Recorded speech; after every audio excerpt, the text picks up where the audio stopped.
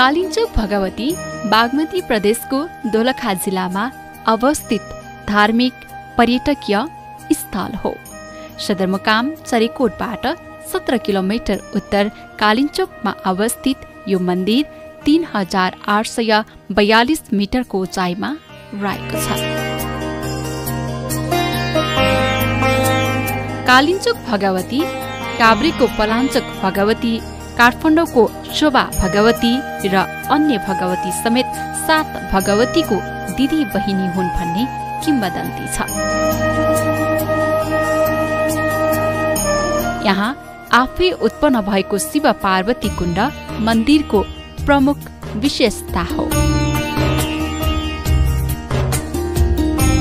किम्वदन्ती अनुसार जलकुण्डको दायाँतिर तामाको धारा बगाएर तामाकोशी बगेको र देब्रेतिर